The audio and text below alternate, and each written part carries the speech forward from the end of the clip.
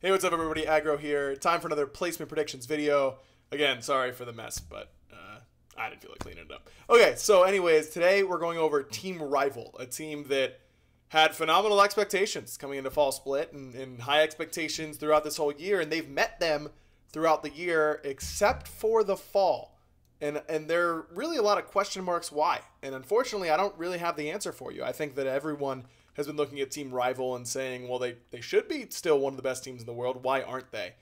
And I think it does have to do a little bit with the way the meta has shaken out. I think they've been a little bit slow on the uptick on keeping up with what other teams are doing in the current meta. I think that they have been pretty stubborn in their picks and what they want to do. And I think that stubbornness is a good thing for a lot of teams. I think that trying to play exactly what everyone else is playing all the time often gets you into more trouble than it helps you. But at the end of the day, I think that Rival just has fallen short.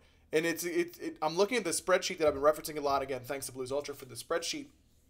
Rival went 12-12 this split overall. I mean, that is incredible that they went 500 throughout the split when they were so dominant throughout spring and summer. I mean, the top teams in those two splits, but ultimately don't end up doing too well here in the fall. Of course, I'm talking about this Rival roster. Sorry, Rival's a team that hasn't had no changes, so it didn't even think to cross my mind we should go to the roster. But I do want to take a look at their bracket, because I think that their bracket is one that could either set them up for great success or catastrophic failure. I think if CLG comes out hot, hits them in the mouth, and Rival doesn't know how to react, then Rival dropping to the lower bracket, and I think that could shake their confidence. I think their confidence may already have been shaken by the way they've played so far this split.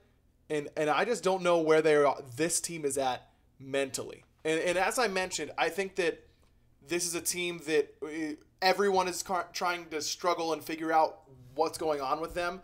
The one stat that jumped off the page to me when I'm looking at the spreadsheet is they only had 7 first Pyromancers.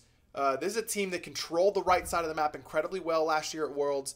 They were playing through Deathwalker. Deathwalker was the best player on this team. Now I think the best player on this team is kind of up in the air, and not in a particularly good way, because usually we talk about Rival and, oh, who's the best player? We really don't know, because they're all doing great stuff. I think Kalas and Wolfie have both been heavily just kind of regressed as of late. By the way, Mackenzie got her haircut. In fact, Matt, come here. I want to show off your haircut. No. Up. No, don't ask for belly rubs. That doesn't help me in this situation. They can't really see you when you're just asking for belly rubs down there. Mac, come here. Up. Come on. All right. We'll talk about it later. Only 7 first Pyromancers is incredibly low. I mean, you look at SK, they had 5 first Pyromancers, but then that is the second lowest in the league at 7. LG had 8, and CLG had 9. So that goes to show you that they aren't forcing the fights on the right side of the map as much as you would expect. Their first Gold Fury average is very good. In 62% of the games where a Gold Fury is taken, they get the first one. So it seems like they're playing a little bit more around the duo side of the map. And I think that if I'm on Rival, I'm looking to play a little bit more around solo.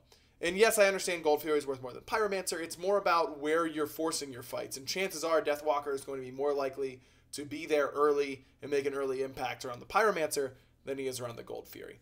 I'm not ready to say Rival isn't going to make it to DreamHack, because I still think they will.